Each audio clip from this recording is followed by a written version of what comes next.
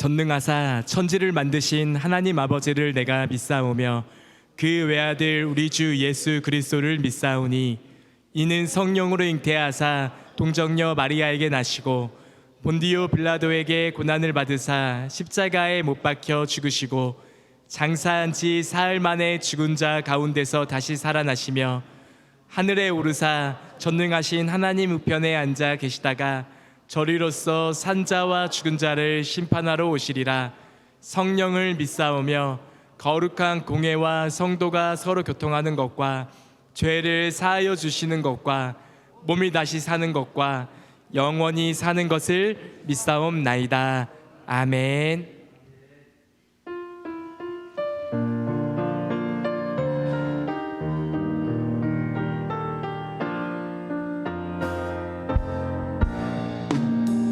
위에 계신 친구 그의 사랑 지극하다. 이는 예수 그리스도 나의 구주 나의 친구 사랑하는 나의 친구 늘 가까이 계시도다. 그의 사랑 놀랍도다. 변함없는 나의 친구 나를 위해 죽으시고 나를 구원하셨으니 기쁨으로 경배하며 찬양하리. 나의 친구 사랑하는 나의 친구 늘 가까이 계시도다.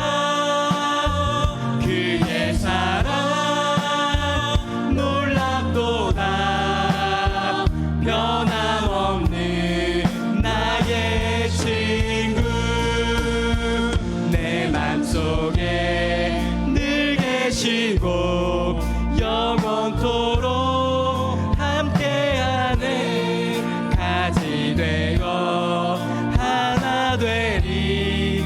포도나무 나의 친구 사랑하는 나의 친구 늘 가까이 계시도다.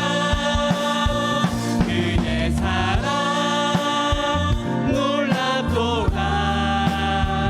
변함없는 나의 친구 그날이와 황금길에 그의 영광 바라보며 그의 팔로 날 안을 때 만나보리. 나의 친구 사랑하는 나의 친구 늘 가까이 계시도다. 그의 사랑 놀랍도다. 변함없는 나의 친구. 우리 박수하며 찬양하겠습니다.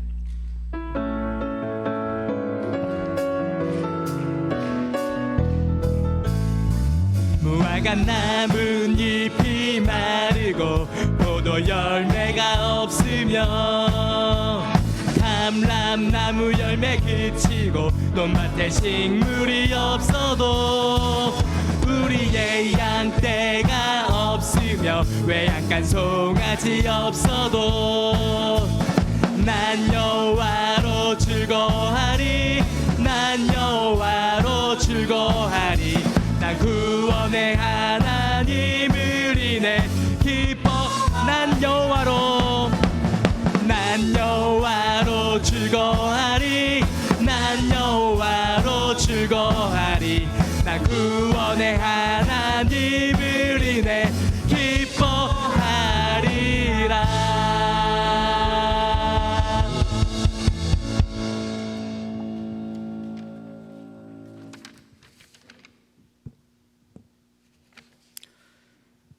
거룩하시고 자비로우신 하나님, 오늘도 새날을 창조하시고 부족한 저희들이지만 세상에 속된 것들과 짝하지 아니하고 주님을 예배하는 자리로 인도하여 주시니 감사를 드립니다. 이젠 그 지루했던 코로나 팬데믹 시간도 지나 엔데믹으로 가는 시간이 왔고, 추웠던 겨울도 지나 화사한 봄을 맞이하는 이때 저희들의 심령도 훈훈해지고 밝아지게 하시어 기쁘고 즐거운 마음으로 주님을 예배할 수 있도록 성령님 우리의 마음과 생각을 주관하여 주시옵소서. 이 시간 저의 마음과 정신이 주님의 성결로 채워지기를 원합니다. 사순절 기간을 보내면서 겟세마네 주님의 기도를 묵상해 봅니다. 우리를 구원하시려 인간의 모습으로 오신 주님, 두려운 마음으로 십자가에 쓴 잔을 내게서 옮겨주시기를 기도하셨던 주님은 완전한 인간의 모습을 보여주셨습니다. 그러나 하나님은 침묵하셨으며 주님은 자기의 뜻이 아니라 하나님의 뜻이 이루어지기를 기도하셨습니다. 어렵고 바쁘고 힘든 세대를 살아가는 저희들도 저희들의 쓴 잔이 옮겨지기를 위해 기도하지만 우리의 뜻이 아닌 하나님의 뜻이 이루어지기를 기도할 수 있는 믿음과 용기를 주시기를 원하옵고 기도합니다. 십자가를 들고 골고다 언덕을 오르시는 주님을 따라 저희도 각자의 십자가를 지고 잠잠히 걸어갈 수 있는 주의 종들이 되게 하시고, 우리의 가정과 우리의 삶과 우리가 섬기는 교회에서 주님의 뜻이 이루어지기를 기도할 수 있는 저희들이 되게 하여 주시옵소서. 주님, 기련 믿음의 공동체를 위해서 기도드립니다. 주님의 이름으로 모이는 공동체가 주님만이 주인이 되시고 주님의 뜻을 이루기 위하여 모이게 하시고 주님의 뜻이 이루어지기를 기도하는 교회 되게 하여 주시옵소서. 세상의 지식과 지혜가 아니라 하나님이 주시는 지혜로 충만한 교회 되게 하여 주시옵소서. 오직 이로부터 난 지혜는 첫째 성결하고 다음에 화평하고 관용하고 착하며 긍휼과 선한 열매가 가득하고 평강과 거짓이 없나니 화평하게 하는 자들은 화평으로 심어 의의 열매를 거두느니라 하신 성경 말씀처럼 기련 공동체가 하나님이 주시는 지혜로 충만하여 성령의 열매, 사랑과 희락과 화평과 오래 참음과 자비와 양성과 충성과 온유의 절제의 열매로 충만하게 하시어 하나님의 뜻이 이루어지기를 기도하는 교회 되게 하여 주시옵소서. 오늘도 십자가의 복음을 전하시기 위하여 단에 서시는 목사님을 기억하시고 붙잡아 주시어 말씀을 듣는 자 모두가 다시 한번 주님의 사랑을 체험하고 믿음의 길을 갈 수 있게 하여 주시옵소서. 예배의 시종을 주님께 위탁합니다. 주의 성령께서 우리 가운데 운행하셔서 저희들의 약함을 도와주실 것을 믿사옵고 우리를 죄악에서 구원하여 주신 예수 그리스도의 이름으로 기도드립니다. 아멘. 하늘에 계신 우리 아버지여, 이름이 거룩히 여김을 받으시오며 나라의 임하옵시오며 뜻이 하늘에서 이루어진 것 같이 땅에서도 이루어지이다. 오늘날 우리에게 일용할 양식을 주옵시고 우리가 우리에게 죄 지은 자를 사하여 준 것 같이 우리의 죄를 사하여 주옵시고 우리를 시험에 들게 하지 마옵시고 다만 악에서 구하옵소서. 대개 나라와 권세와 영광이 아버지께 영원히 있사옵나이다. 아멘.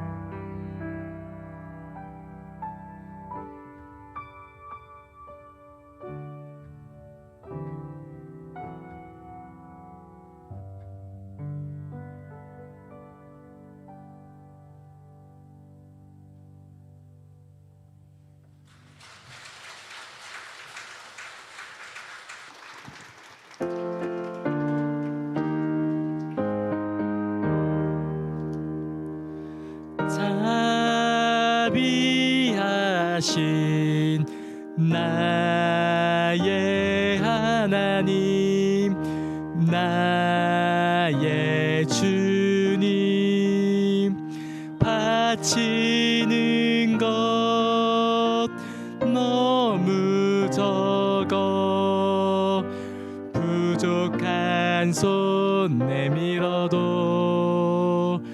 복 주시고 힘 주시니 이 생명도 드립니다.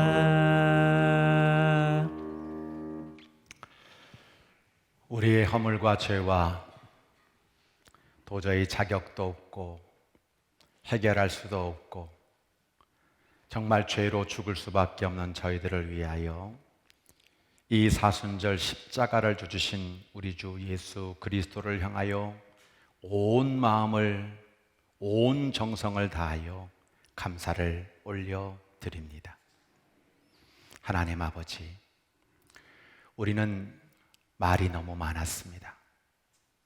이제 이 말을 침묵으로 바꾸게 하여 주시고 기도로 바꿀 수 있도록 인도하여 주옵소서. 아버지 하나님, 오늘도 주님 앞에 달려나오면서 마음을 쏟고 또 믿음을 담고 소원을 품고 하나님 앞에 귀한 예물을 봉헌하는 손길 한 심령을 기억하여 주옵소서. 아시지요? 무엇이 필요한지, 우리 하나님이 무엇을 도와주셔야 되고 무엇을 채워주셔야 될지 천부께서는 이 모든 것들을 아신다 하셨사오니 이들이 드린 예물뿐만 아니라 이들의 소원에 하나님이 응답하시고 축복하시고 채워주시고 넘치게 하시고 주의 영광을 위해 쓸 수 있는 복된 믿음의 사람 되도록 인도하여 주옵소서. 우리 모두를 오늘도 사랑의 품으로 안아주시고 하나님의 귀한 사랑을 마음껏 느끼며 누리며 돌아갈 수 있도록 주께서 함께하여 주옵소서. 영원히 잘됨같이 범사가 잘되게 하시며 30배, 60배, 100배 일교세를 주시는 우리 주 예수 그리스도의 이름으로 감사 기도 드립니다. 아멘.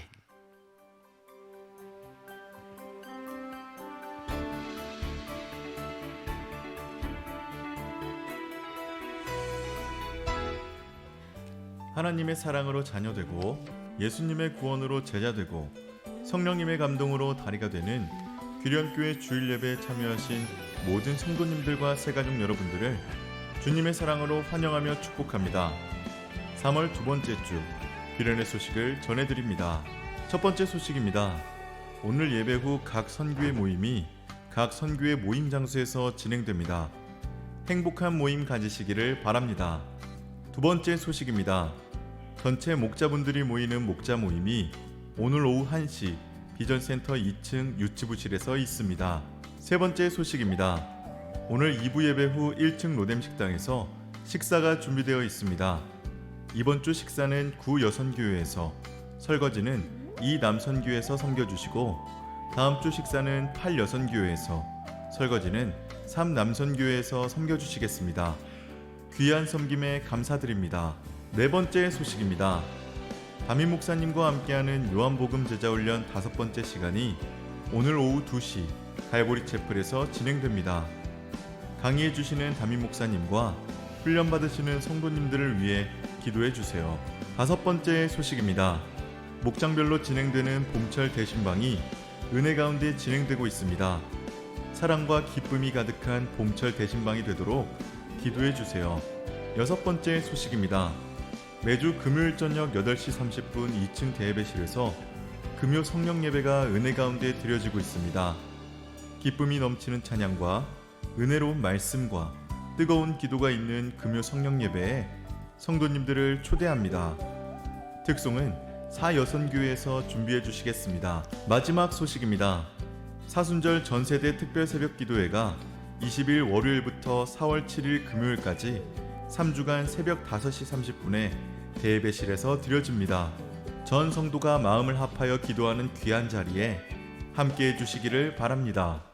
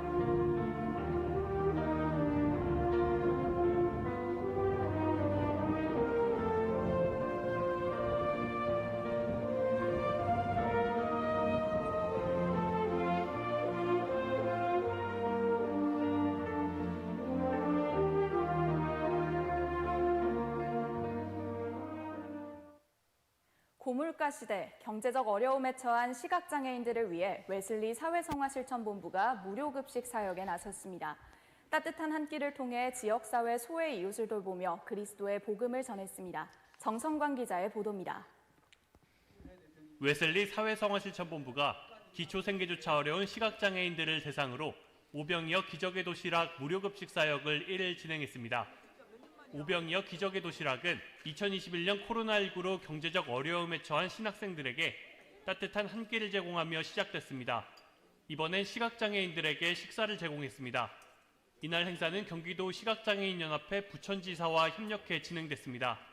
또 경기 부천과 경인지역 감리교회, 시각장애인 사업가 등 지역사회 후원을 받아 마련됐습니다. 먹으러 오는 사람들이 제한 없이 우리가 한 끼 식사를 무상으로 제공할 수 있는 일이 끊이지 않고 교회의 사랑으로 또 전해질 수 있기를 바라면서 이렇게 행사를 하고 있습니다. 외사본은 앞을 보지 못해 일정한 시간에 식사하지 않거나 끼니를 거르는 시각장애인이 30%나 된다며 사회적 돌봄이 필요한 고령의 시각장애인들이 이번 행사의 대상자로 선정됐다고 말했습니다. 시각장애인 연합회는 고물가 시대 소외 이웃들을 위해 따뜻한 한 끼를 제공해준 교회에 감사한 마음을 전했습니다. 미국의 그 백악관에서도 옛날에 대통령들이 기도실을 두었듯이 역시 마찬가지로 저희 지회에 일주일에 한 번씩이라도 그러니까 예배를 좀 드림으로써 은혜로 발전할 수 있다는 것을 우리 회원들에게 좀 보여드리고 싶은 마음이 있고요. 그렇게 해서 오신 어떤 그런 경험들이 앞으로 본인들에게 더 큰 은혜가 된다면 외사본은 이 사역이 많은 교회들의 후원과 섬김으로 이루어지는 사역인 만큼 한국교회 성도들의 후원과 봉사 릴레이가 필요하다고 도움을 요청했습니다. 구TV 뉴스 정성광입니다. 영상 보신 것처럼 저희가 지난해 가을에 교회에서 신학생 급식을 위해서 오병이어 기적의 도시락 후원해 주신 거 저희가 신학생들에게 급식을 전했는데 우리 부천에 있는 우리 시각장애인 연합회 회장님께서 부러워하시고 3년 동안 못했다가 2월 1일부터 급식이 시작되는데 도움이 필요하다라는 말씀을 하셔서 저희가 고민하다가 시작을 했습니다. 그래서 신학생들과 마찬가지로 똑같이 한광주리 50만 원씩 매주 후원을 하게 되는데 2월달 한 달 끊이지 않고 급식이 지원됐고 이제 3월 진행하고 있습니다. 우리 강영우 박사님 시각장애인 아시죠? 그 장학회에서 장학금으로 박사 공부를 사회복지 박사 공부를 하셨는데 대전에서 계시다가 이제 부천에 올라오셔서 협회 회장이 되셨어요. 그래서 이렇게 인사 말씀 드리고자 합니다. 안녕하세요. 방금 소개받은 시각장애인연합회 부천시 지회 이길준입니다. 저희가 이제 올해 2월 달부터 급식을 시작하면서 웨슬리 생활 실천본부를 통해서 감리교 회 여러 곳에서 저희들에게 지원을 해주셔서 저희가 시각장애인들에게 매일매일 무료 급식을 진행하고 있습니다. 저희가 약 한 80명에서 100명 정도의 이제 사람들이 와서 식사를 하게 되는데요. 그분들이 혼자 사시는 분들이 굉장히 많으시고 또 요즘은 중간에 이렇게 시각장애 되신 분들이 굉장히 많습니다. 그래서 그분들이 끼니를 거르지 않도록 저희가 그리고 그분들이 친구가 생길 수 있도록 이 자리를 통해서 도와주는 것입니다. 저희는 그리고 아울러 매주 수요일마다 저희 예배를 드리고 있습니다. 정말 이러한 활동이 정말 하나님의 자녀들을 더 만들어내는데 시각장애인으로 어려움을 더 극복하는 데 더 많은 도움이 됐으면 좋겠습니다. 앞으로도 지속적으로 감리교에서 이러한 그 지원을 통해서 이런 지원이 끊기지 않도록 많은 성원과 관심 부탁드립니다. 감사합니다. 네, 우리 규련교회가 세상과 또 교회를 잘 연결하는 사랑의 다리의 사명을 잘 감당하고 싶어요. 기도 많이 해주시고 우리 함께 그렇게 아름다운 사랑의 공동체를 이루어갔으면 좋겠습니다. 우리 김태희 집사님 어디 계시죠? 잠깐 좀 일어나 보세요. 네, 저는 이 피아노를 통해서 우리 교우들에게 이렇게 감동의 언어를 전하는 게 이게 정말 굉장히 어려운 일인데 우리 국민대 피아노학과 교수님이시고 또 피아노 연주가로 그렇게 활동하고 계시는 우리 김태희 집사님. 이름은 김태희인데 제가 볼 때 닮은 건 성유리를 닮았어요. 잘 보세요. 오늘도 이렇게 오셔가지고 너무 귀하게 특송해 주셔서 감사합니다. 우리 감사의 마음을 담고 뜨겁게 박수 한번 하겠습니다.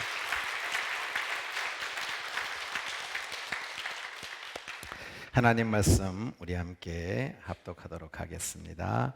열왕기상 19장 4절입니다. 함께 합독합니다. 자기 자신은 광야로 들어가 하룻길쯤 가서 한 로뎀나무 아래에 앉아서 자기가 죽기를 원하여 이르되 여호와여 넉넉하오니 지금 내 생명을 거두시옵소서. 나는 내 조상들보다 낫지 못하나이다 하고. 자, 옆에 분들을 바라보면서 오른손 딱 엄지손가락 올리시고, 이렇게 오늘 비도 오고 또 인원도 많이 준 것 같아요. 그렇지만 이렇게 주일 성수하기 위해 올라온 여러분들을 바라보면서, 자, 3번 합니다. 최고입니다. 잘 오셨습니다. 짱입니다. 네. 우리 건강 축복 인사 한번 해야죠. 하늘의 별처럼 이렇게. 손도 좀 이렇게. 운동 되죠? 네. 이런 거 사진 하나 찍어야 되는 거예요. 이 앞에서. 얼마나. 다시 손 내리세요. 한번 더 찍어볼게요. 한번 잘 찍어봐요. 자, 시작. 하늘에 반짝반짝반짝. 저 별처럼, 네, 저 바다에 최대한 옆으로 가서 모래알처럼 최대한 앞으로, 저 땅에 티끌처럼. 자, 옆에 분 바라보고 웃어야 돼요. 당신은, 반대편 분에게 당신의 자녀는, 네, 뒤에 분을 돌아갑니다. 당신의 건강은, 반대편으로 당신의 미래는 하나님 축복 속에 30배, 60배, 100배로 아이고 번성하시기 바랍니다. 잘 될 줄로 믿습니다. 할렐루야. 하나님 사순절을 보내고 있습니다. 저는 이 단상에 올라올 때마다 주님의 십자가를 보면서 제 자격이 없음을, 너무나 무지함을, 너무나 부족함을 고백하지 않을 수 없습니다. 오늘도 부족한 종이 연약한 육신을 가지고 이 자리에 올라왔지만 우리 사랑하는 성도들에게는 하늘의 음성이 들리게 하여 주시고 성령의 깨달음이 있게 하여 주시고 예수님의 사랑을, 은혜를 누리는 시간 되도록 인도하여 주옵소서. 말씀의 도구, 성령의 도구, 은혜의 도구, 기도의 도구, 응답의 도구, 축복의 도구로 쓰실 줄 믿사옵고 말씀이 길이 되고 힘이 되고 복이 되게 하여 주옵소서. 우리 구주 예수님의 이름으로 감사기도 드립니다. 오늘은 로뎀나무라는 제목으로 말씀을 증거하려고 합니다. 현장 예배와 온라인 예배 드리고 있는 모든 성도들에게 주의 풍성한 은혜가 넘치기를 주의 이름으로 간절히 축원합니다. 지난주일 에셀나무 기억하시죠?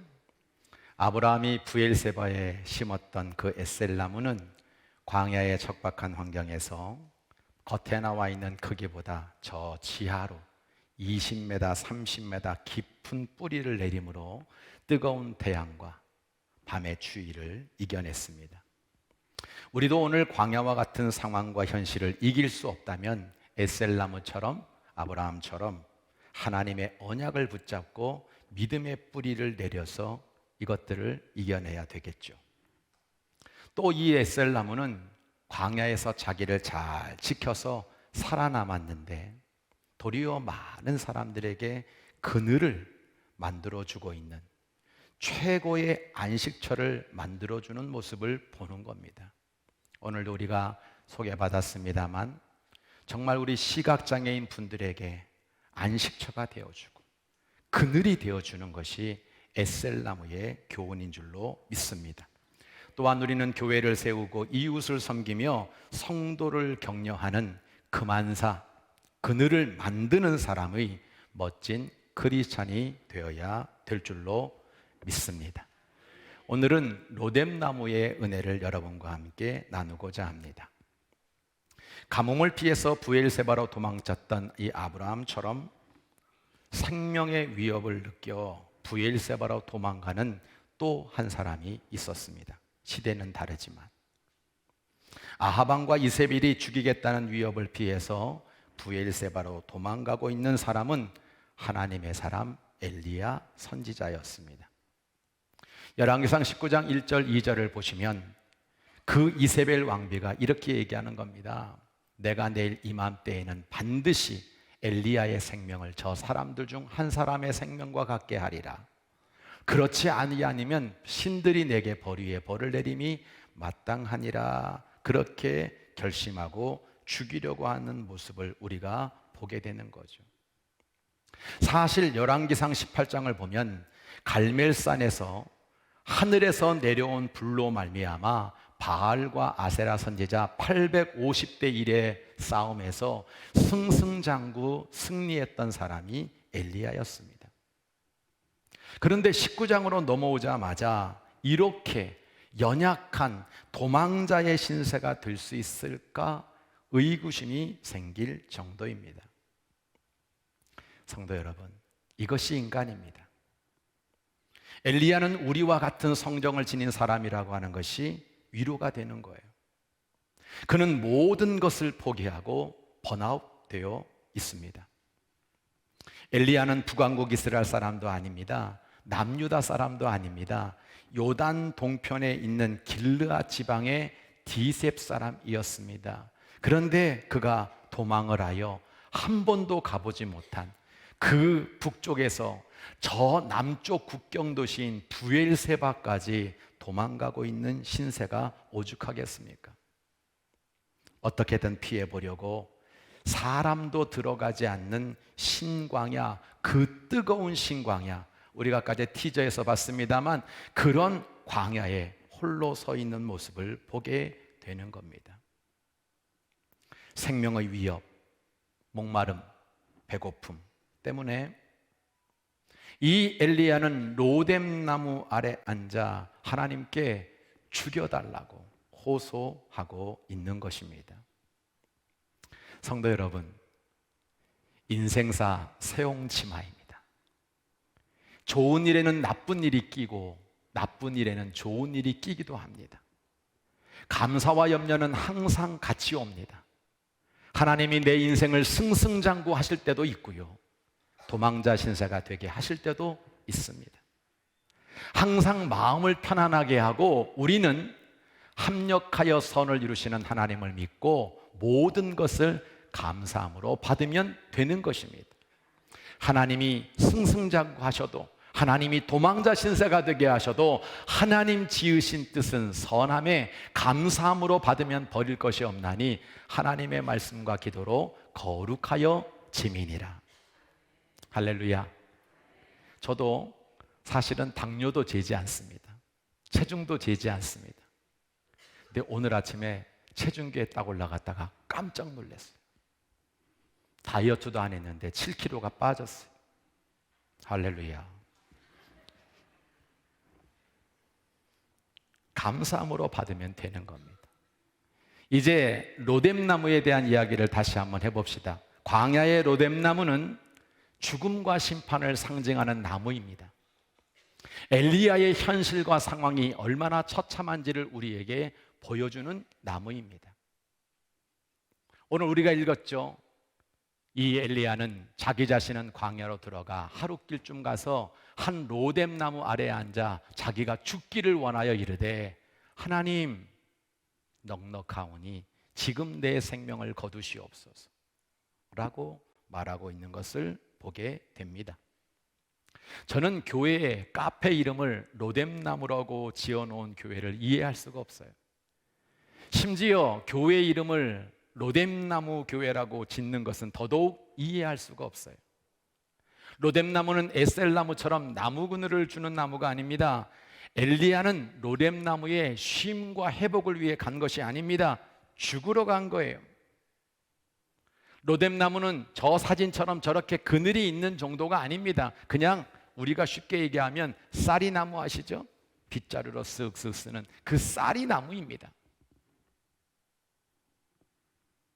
죽을 만큼 단단하지도 못하고 그늘도 주지 않고 광야에 쓸모없이 버려져 언제든지 불타 버릴 수 있는 나무입니다. 그러면 엘리야가 왜 로뎀나무로 갔느냐? 내 지금의 처지가 마치 저 로뎀나무와 같다는 것을 보여주려고 하는 겁니다. 시편 120편 4절을 보면 혀를 심판하시는 하나님을, 이 하나님의 심판을 로뎀나무 숯불이로다 라고 표현하고 있어요. 이사야 14장 23절을 보면 하나님의 심판을 멸망의 빗자루로 청소하리로다 말하고 있는데 그 원어를 보면 멸망의 로뎀나무라고 그렇게 되어 있습니다. 이 로뎀나무로 빗자루를 만들어 불의한 자들을 철저히 멸하신다는 뜻으로 하나님의 불붙는 진노와 심판을 상징하는 것이고요, 이 로뎀나무는 그저 빗자루 외에는 쓸데가 없는 불쌍한 인생을 가리키는 것입니다. 말씀의 이해입니다. 엘리야의 몸과 마음과 영혼은 지금 로뎀나무와 같은 뜨거움과 목마름과 배고픔과 괴로움을 경험하고 있다는 거예요. 신광야의 로뎀나무처럼, 제가 표현한 것처럼 도망, 외로움, 낙심, 죽음, 정말 미쳐버릴 것 같은 극단적인 상황에 몰려있는 것을 우리에게 밝혀주고 있는 겁니다. 우리나라도 이제 사람의 체온 36도보다 높은 폭염을 여름에 계속 경험하고 있습니다. 정말 가만히 있어도 등에 땀이 줄줄줄 흐르는 폭염이지요. 그런데 엘리야 선지자가 도망간 이 부엘세바 남쪽 신광야는 50도가 넘는 온도의 땅입니다. 그리고 그 뜨거운 광야길을 10일 이상 걸어서 부엘세바로 도망가고 있는 엘리야의 모습을 떠올려 보세요. 예전에 온도가 50도가 넘게 올라가니까 마을 전체의 90%가 불타버리고 수백 명이 사망한 캐나다의 일들을 우리에게 소개하고 있지 않습니까? 그런데 엘리야가 서 있는 이 광야는 이것보다 훨씬 더 뜨거운 광야라고 하는 겁니다. 이것저것 생각해보면 생명의 위협을 받고 있는 엘리야의 마음은 폭염보다도 더 뜨거웠을 것입니다. 사랑하는 성도 여러분, 우리가 삶을 살아가면서 정말 미쳐버릴 것 같은 극단적인 상황에 몰릴 때가 있지 않습니까? 그래서 정말 죽고 싶고, 실제로 자살을 해버리는 이런 사건들이 지금도 이 사회 곳곳에서 비극처럼 일어나고 있는 것이 현실입니다. 저의 목회 현장에서도 인간 이하의 상식으로 대못을 박는 무례한 성도들이 있었습니다. 주님의 십자가 앞에 무릎을 꿇고 그만큼 힘들어서 그랬겠지, 오죽했으면 그랬겠나, 이래서 예수님이 십자가에 못 박히셨지. 제 마음을 다스리고 제 마음을 정말 주님께 맡기면서도 이것이 안 될 때도 있었지만 용서의 마음을 가지고 기도했습니다. 나중에 되돌아보면 우리 하나님이 다 정리를 해 주셨어요. 말씀의 적용입니다. 죽음 같은 이 로뎀나무 아래에서 우리는 무엇을 해야 합니까? 하나님을 찾아야 합니다. 하나님께 부르짖어야 합니다. 하나님의 심판을 두려워해야 합니다. 오늘 엘리야는 이 로뎀나무에서 첫 번째 말하는 단어가 하나님입니다. 하나님. 마가복음 9장 43절에서 47절 예수님이 말씀하셨어요. 내 손이 너를 범죄하거든 찍어버려라. 장애인으로 영생에 들어가는 것이 두 손을 가지고 지옥 곧 꺼지지 않는 불에 들어가는 것보다 낫다. 내 발이 너를 범죄하거든 찍어버려라. 다리 저는 자로 영생에 들어가는 것이 두 발을 가지고 지옥에 던져지는 것보다 낫다. 내 눈이 너를 범죄하면 빼버려라. 한 눈으로 하나님 나라에 들어가는 것이 두 눈을 가지고 지옥에 던져지는 것보다 낫다라고 말씀하셨습니다. 성도 여러분, 저는 법의 심판은 무섭지 않습니다. 제가 인천지방경찰청에서 근무한 적도 있거든요. 그런데 지나가다가 경찰차에 사이렌이 들리고 경찰복을 입은 경찰을 보면 주눅 드는 건 또 사실이에요. 잡혀갈까 봐. 그런데 죄 지은 게 없으면 무서울 게 없는 거예요. 그런데 제가 여러분에게 고백하는 것 한 가지는 뭐냐면 하나님의 심판은 두렵습니다. 우리 사람들은 눈에 보이는 세상의 법은 무서워합니다. 하나님의 심판은 나중이고 지금은 안 보인다고 착각을 합니다. 그러나 하나님이 주시는 영원한 형벌이 가장 무서운 것입니다. 하나님의 심판을 가장 무서워하는 것이 믿음의 사람 아니겠습니까? 더군다나 구원에서 멀어지게 하는 지옥 형벌은 우리가 가장 두려워해야 될 하나님의 심판입니다. 오죽하면 눈과 발을 찍어버리고 빼버려도 차라리 지옥 형벌에 가는 것보다 영생을 얻는 것이 낫다라고 주님이 말씀하고 있지 않습니까? 저는 그래서 하나님의 심판이 두렵습니다. 우리는 말씀의 적용 앞에서 이 죽을 것 같은 로뎀나무 아래에서 이 엘리야가 하나님을 부르고 하나님께 기도하고 하나님을 찾고 하나님의 심판을 두려워하는 그 모습을 보면서 이것이 나의 삶에 그대로 결단과 적용이 되어야 될 것입니다. 그런데 이제 도저히 살 수 없는 광야와 같은 나의 인생에 생명의 하나님, 생명의 하나님, 이 하나님이 나를 살려주시고 인도하시는 은혜가 로뎀나무의 은혜라고 하는 겁니다. 죽으러 갔어요. 로뎀나무 아래 누워 자더니 천사가 그를 어루만지며 그에게 이르되 일어나서 먹으라 하는지라. 본즉 머리맡에 숯불에 구운 떡과 한 병 물이 있더라. 이에 먹고 마시고 다시 누웠더니 여호와의 천사가 또다시 와서 어루만지며 이르되 일어나 먹으라. 내가 갈 길을 다 가지 못할까 하노라 하는지라. 이에 일어나서 먹고 마시고 그 음식물의 힘을 의지하여 40주 40야를 가서 하나님의 산 호렙에 이르니라 라고 말씀하고 있어요. 여러분, 본문을 가만히 보면 처음에 엘리야는 로뎀나무 가서 앉아 있었어요. 근데 그 다음에 누워버려요. 거기에 무슨 그늘이 있습니까? 그것은 곧 죽겠다는 겁니다. 죽음을 선택하고 있는 엘리야의 모습을 보게 되는 겁니다. 모든 것을 포기하고 절망과 낙심으로 죽음을 선택한, 길도 없고 방법도 없고 죽으려고 하는 이 엘리야에게 하나님은 천사를 통해 어루만져 주시면서 먹을 것과 마실 것을 2번씩이나 주시고 있는 것을 보게 되는 겁니다. 생명의 하나님이 위로해 주셨습니다. 생명의 하나님이 공급해 주셨습니다. 생명의 하나님이 그와 함께 주셨습니다. 혼자가 아니라는 걸 말씀해 주셨습니다. 그 얘기를 인도해 주셨습니다. 엘리야는 천사들의 도움으로 일어나게 되었고요. 가진 건 여전히 광야고 서 있는 건 뜨거운 온도고 그가 손에 가지고 있는 건 겨우 떡 한 조각, 물 한 병밖에 없지만 그것을 의지하여 40주 40야를 걸어가서 하나님의 산 호렙에 이르고 있는 것을 우리는 보게 되는 거잖아요.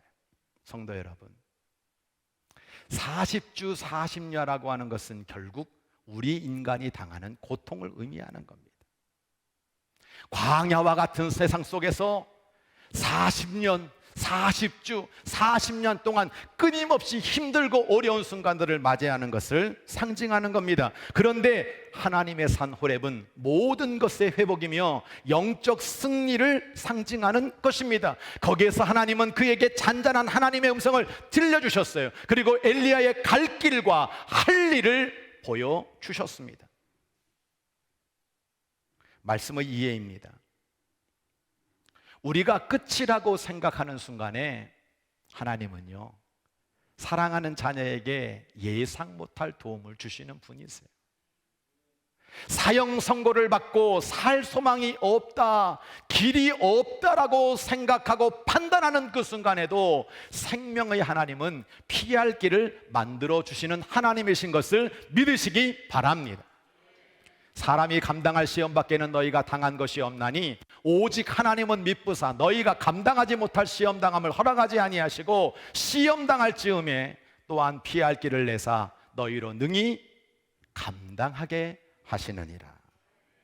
여러분, 이 하나님을 붙잡고 살아가시기를 주의 이름으로 간절히 부탁합니다. 생각해 봅시다.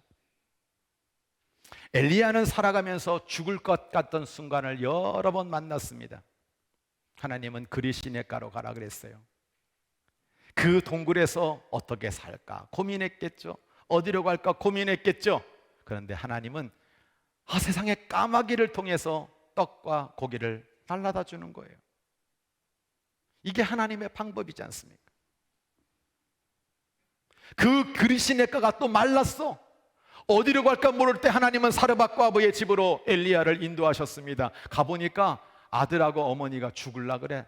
떡 한 조각 해 먹고 죽을라 그러는 그런 집이야. 그런데 그 집에 가서 하나님은 밀가루와 기름이 다 함이 없는 복을 주심으로 말미암아 3년 6개월의 가뭄을 이기도록 만들어 주셨어요. 갈멜산에 올랐습니다. 850대 1입니다. 도저히 이길 수 없는 싸움입니다. 승산이 없어요. 그런데 하나님이 위에서 불을 내려 주심으로 말미암아 이길 수 없는 싸움을 이기게 해 주셨잖아요. 지금 로뎀나무입니다. 광야입니다. 그늘 없습니다. 먹을 것 없습니다. 갈 길을 모릅니다. 뭘 해야 될지도 모릅니다. 번아웃 되었습니다. 네, 하나님은 엘리야의 생명을 살려주셨잖아요. 우리는 바로 그 생명의 하나님을 믿는 겁니다. 말씀의 적용입니다. 하나님을 보지 못하여 불행한 우물한 개구리가 되지 마십시오. 우물 안에서도 언제나 함께 하시는 하나님을 보며 행복한 개구리가 되시기를 축복합니다. 옆에 분에게 바라보면서 한마디 합시다. 행복한 개구리가 됩시다. 네, 바이러스 안 옮기니까 손 한번 잡아요. 손 잡고 당신과 나는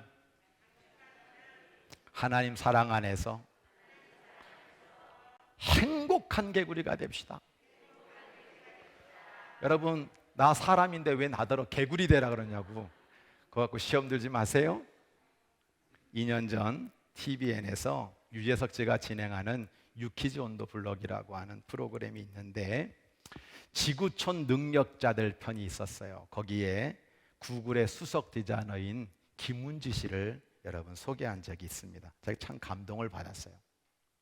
이분은 삼성전자에 근무하면서 이 갤럭시 워치를 디자인하셨던 분이고 모토로라 본사와 마이크로소프트 본사, 구글 수석 디자이너까지 미국 실리콘밸리에서 근무하는 현역 25년 차, 지금은 27년 차 베테랑 임원이죠.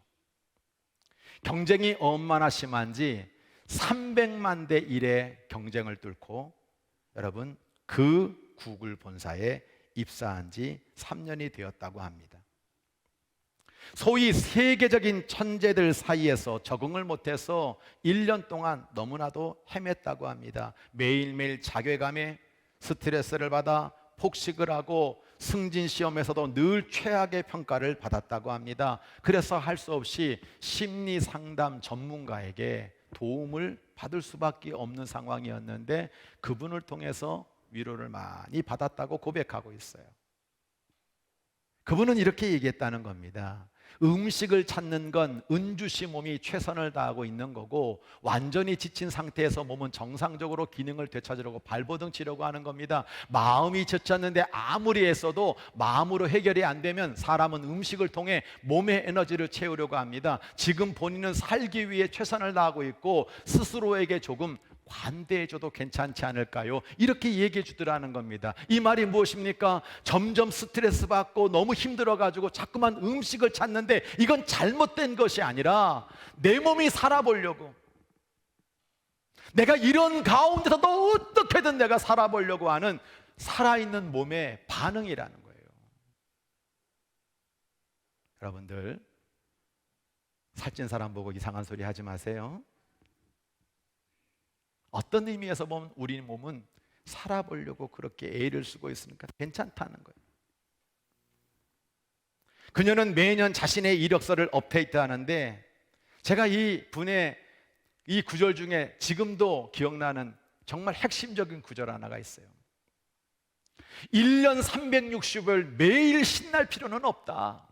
내 심장이 뛰는 순간이 언제인지 그것이 있으면 되지. 여러분, 매일매일 기쁘고 매일매일 즐거운 사람이 어디 있겠습니까? 내가 심장이 뛸 만큼 즐겁고 행복한 시간이 있으면 되지. 할렐루야. 여러분에게도 그런 시간이 있기를 주의 이름으로 간절히 축복합니다. 저는 이 자리가 제 심장 뛰는 소리가 있는 거예요.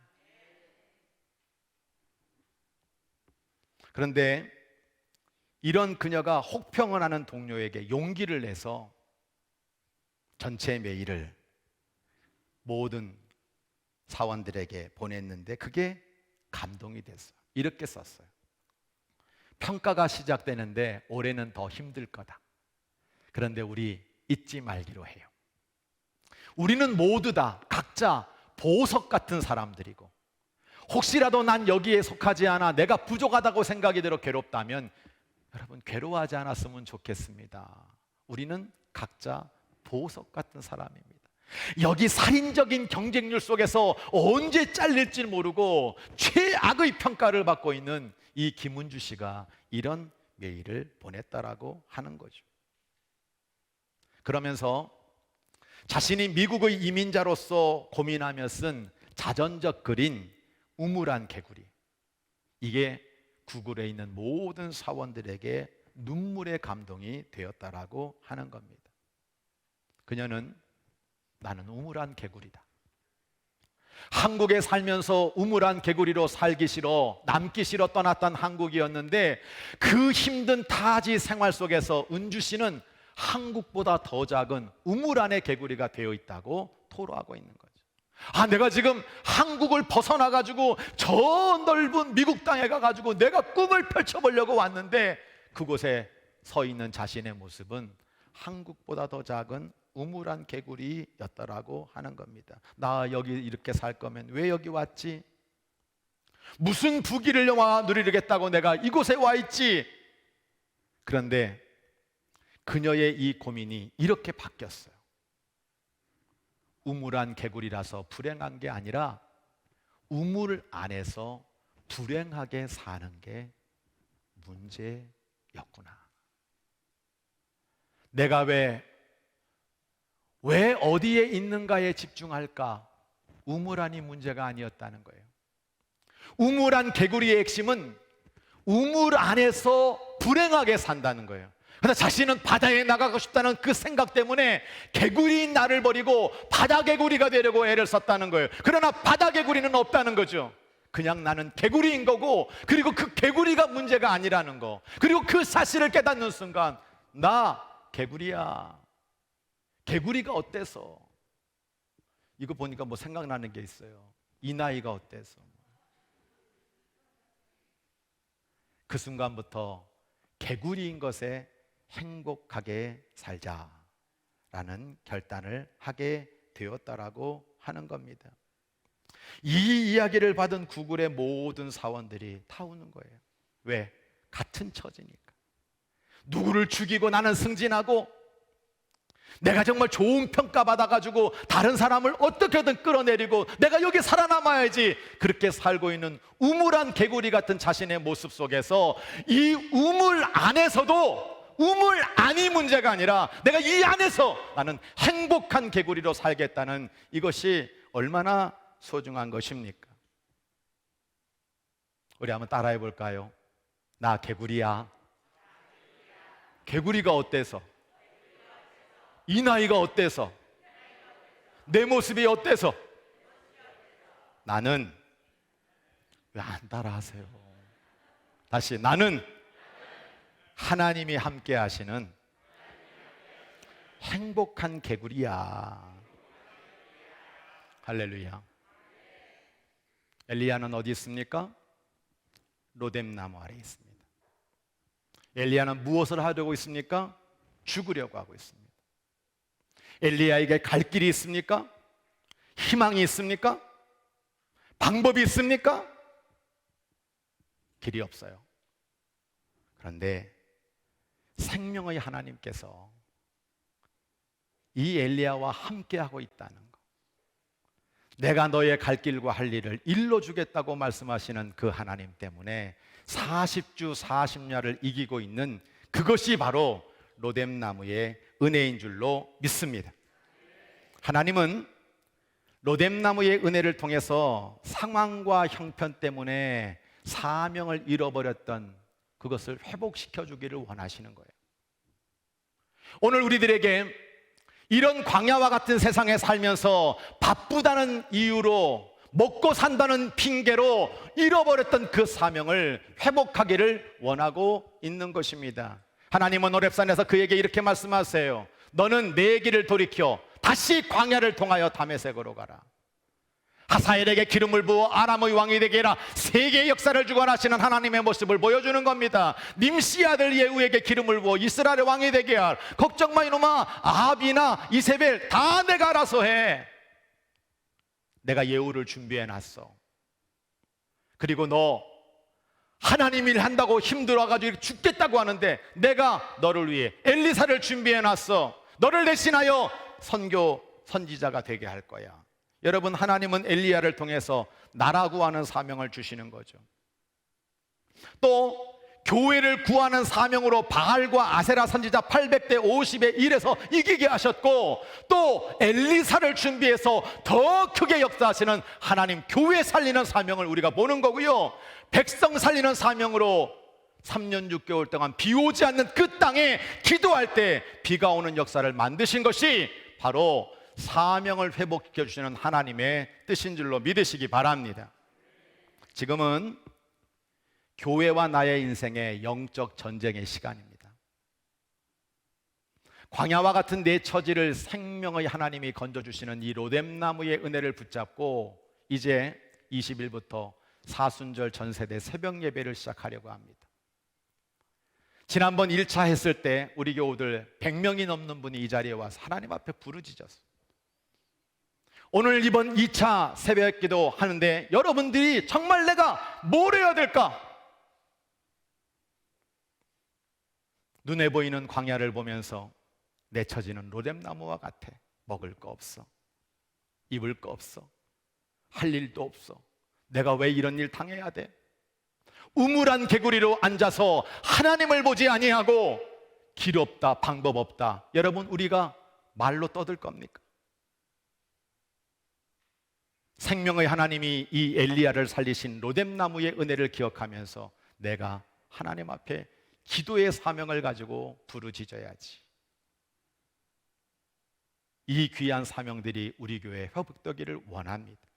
야고보서 5장을 보면 엘리야가 우리와 성정이 같은 사람인데 비가 오지를 않기를 기도했더니 하나님이 3년 6개월 동안 비가 땅에 오지 않게 만들어 주셨고, 다시 기도하니까 하늘이 비를 주고 땅이 열매를 맺었느니라 우리에게 분명히 말씀하고 있지 않습니까?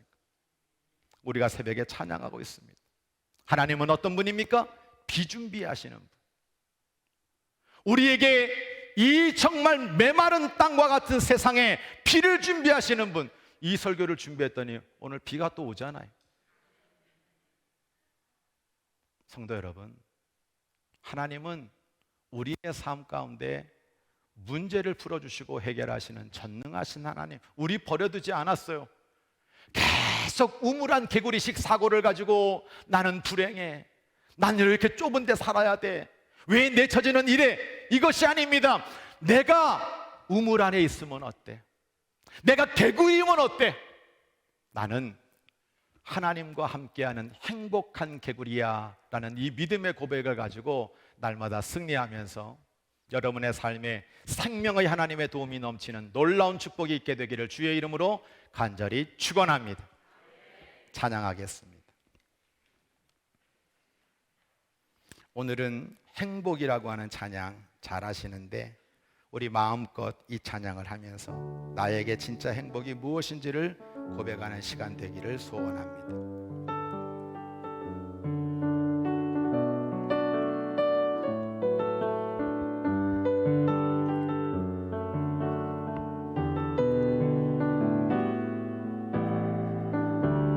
화려하지 않아도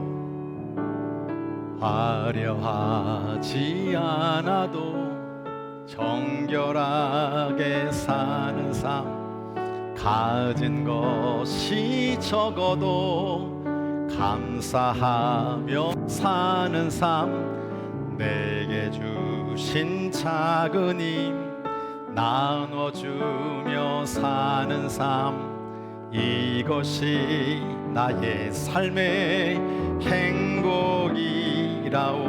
눈물 날 일 많지만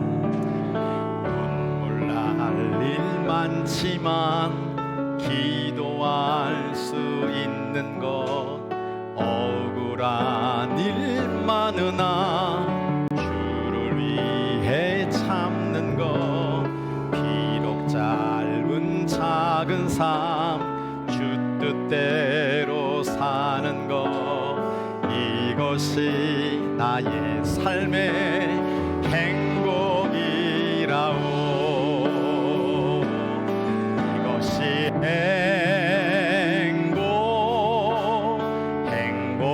행복이라오. 세상이 알 수 없는 하나님 선물, 이것이 행복이라오.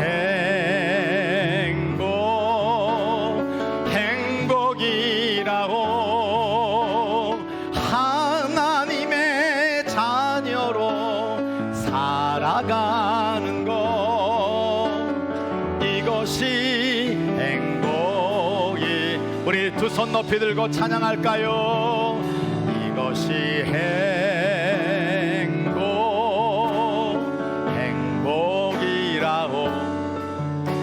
세상이 알 수 없는 하나님 선물, 이것이 행복이라오.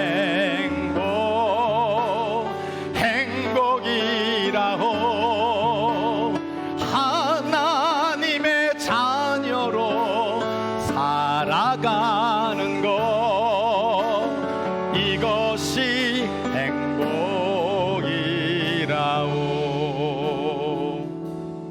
두 손을 다 모으시기를 바랍니다. 눈을 감으시기를 바랍니다. 여러분은 지금 어디에 서 있다고 생각하십니까? 하나님, 저 로뎀나무에 있어요. 먹을 것도 없고 마실 것도 없고 갈 수도 없고 도망갈 수도 없고 모든 게 막혀 있어요. 저 너무 실망스럽습니다. 뭘 해야 될지 모르겠어요. 정말 죽고 싶어요. 여러분, 광야에 서 계십니까? 생명의 하나님이 내 옆에 있다는 사실을 분명히 믿으시기 바랍니다. 하나님이 나와 함께 하신다는 사실을 분명히 믿으시기 바랍니다. 나에게 물과 떡을 주시며 40주 40야의 길을 반드시 가 하나님의 산 호렙에 이르게 하실 하나님을, 그 생명의 하나님을 향하여 다시 한번 우리 주여 한번 크게 외치고 그렇게 만들어 달라고 간절히 기도합니다. 주여, 하나님 아버지 감사합니다. 오늘 하나님 아버지 로뎀나무의 은혜를 함께 하시니 감사합니다. 하나님을 부르짖게 하여 주시고 오늘 나의 처지와 오늘 나의 엘리야처럼 주님께 부르짖으며 주께 기도하여 아버지 먹을 것도 없고 아버지 너무나 힘들고 어려운 상황에 있다더라도 이제 내 옆에 계셔서 생명의 하나님이 나와주시므로 말미암아 나의 걸음을 인도해 주시며 40도 40자를 이기게 하시고 나에게 떡밥을 알려주시고 나의 걸음을 인도하셔서 하나님의 생을 오르게 하셔서 하나님의 생을 듣게 하시고 나의 가족을 관리를 해주시고 하나님의 놀라운 은혜를 누리며 사랑하는 영혼들을 인도할 것이기를 간절히 밀고 원하옵나이다. 아버지 하나님 오직 여호와의 영으로 충만하게 하는 역사가 있게 하여 주시옵소서. 이 영혼들을 사랑하는 역사하시고 하나님의 나라에 하나님의 뜻에 하나님의 영광에 합당한 성령 하나님 아버지 주님 인도하시며 나라를 구하게 하여 주옵소서. 교회를 살려주옵소서. 성도들의 기업과 가정을 지켜주옵소서. 하나님 역사하시고 인도하여 기도의 사명을 가지고 아버지 하나님 더 많은 분들에게 기도를 결정하게 하시고 기도를 결정하게 하시고 기도를 선택하게 하시며 나아가게 하여 주시옵소서. 아버지 하나님 인도하시고 도와주시고 함께 하여 주시옵소서. 아버지 하나님 역사하여 주시옵소서. 함께하여 주시옵소서. 사랑합니다. 의지합니다. 우리 모두에게 영원토록 함께하시는 하나님을 찬양합니다. 예수님의 이름으로 감사기도 드립니다. 일어나셔서 너는 시냇가에 심은 나무라 옆에 분들에게 축복하면서 축도하고 예배 마칩니다.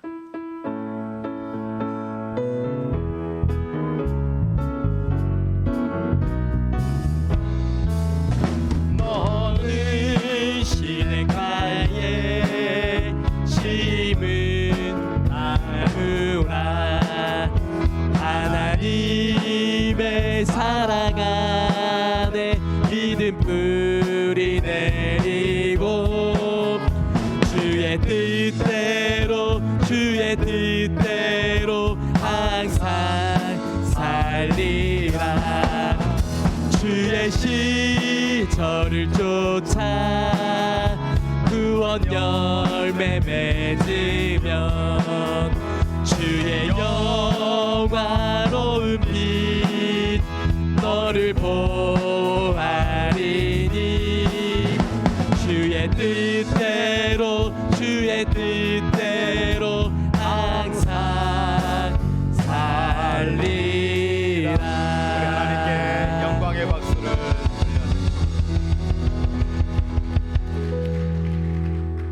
이제는 구하지도 않았는데 찾지도 않았는데 자격도 없는데 나는 죄인인데 가망성도 없는 사람인데 우리에게 찾아오셔서 십자가를 져주시고 우리에게 구원의 역사를 이루시며 부활의 영생을 주시는 우리 주 예수 그리스도의 은혜와 내가 지쳐있을 때 내가 힘들어있을 때 로뎀나무 아래에 앉아있을 때 떡과 물을 주시면서 광야의 40주 40야를 넉넉하게 이기게 하시는 생명의 하나님의 은혜와 나에게 다이너마이트처럼 폭발력을 주셔서 새 힘과 능력을 주시는 성령님의 능력이 오늘도 나는 우물한 개구리지만 난 하나님이 함께하는 행복한 개구리야.